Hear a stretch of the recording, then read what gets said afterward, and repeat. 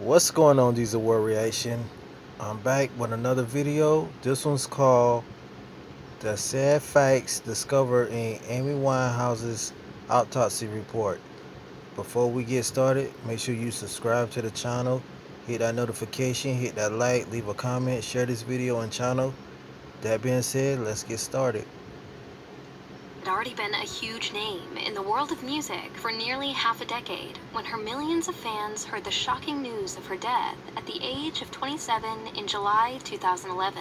Her second album, Back to Black, which was released in 2006, was an international smash, spawned a clutch of hit singles including Rehab, Back to Black, and You Know I'm No Good, and won her countless awards, including the Grammy for Best New Artist. However, in the years following the album's success, the singer found her personal life, including relationship problems and addiction, which badly affected her performances, increasingly treated as a public spectacle. She was found dead at her London home by her bodyguard, who claimed that in the last 24 hours of her life, she had been in high spirits. Though alone in her bedroom, she had reportedly been laughing, watching TV, and happily listening to music.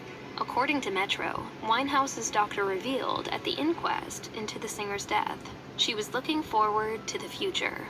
An initial toxicology report on Winehouse's body revealed that the singer had no illegal substances in her system at the time of death, but she had consumed large quantities of alcohol. Per The Guardian, the report explained, results indicate that alcohol was present, but it cannot be determined as yet if it played a role in her death. The family would like to thank the police and coroner for their continuing thorough investigations and for keeping them informed throughout the process.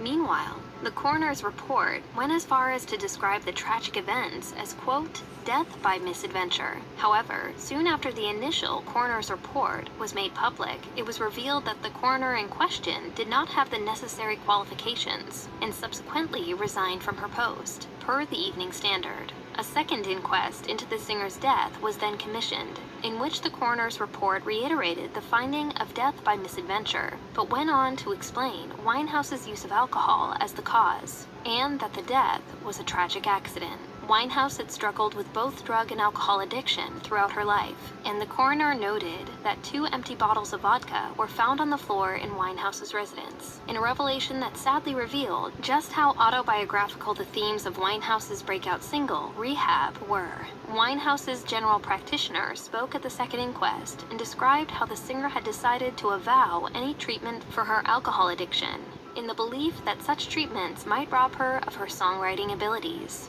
I write all the lyrics myself, I write on the guitar. Winehouse had recently traveled to the island of St. Lucia, where, out of the glare of the paparazzi's cameras, she made significant steps in her recovery from addiction to various drugs. However, the singer's doctor outlined how Winehouse's abstaining from drugs was accompanied by a new cyclical use of alcohol, in which, following weeks of sobriety, the singer would regularly relapse. The sad truth of Winehouse's final months is that her attempts to maintain sobriety may in fact have been a contributing factor in her tragic and untimely death. The singer had avoided drinking alcohol for a month before her relapse, which may have been fatal because of Winehouse's diminished alcohol tolerance following her long period of abstinence. According to The Guardian, the amount of alcohol found in her body was 416 milligrams per deciliter of blood, which was enough to put her into a coma and affect her respiratory system. Winehouse's older brother Alex later discussed how he believed that the singer's eating disorders also played a part in her tragic death. He revealed to The Guardian, she suffered from bulimia very badly. That's not like a revelation. You knew just by looking at her. She would have died eventually, the way she was going. But what really killed her was the bulimia.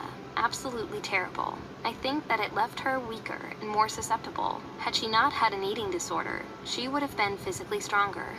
Alex now chairs the Amy Winehouse Foundation, which combats drug and alcohol misuse in young people.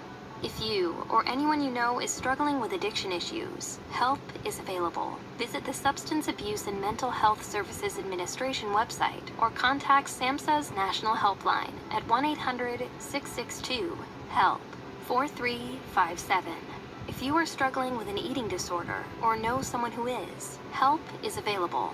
Visit the National Eating Disorders Association website or contact NEDA's live helpline at 1-800-931-2237. You can also receive 24/7 crisis support via text. Send NIDA to 741-741.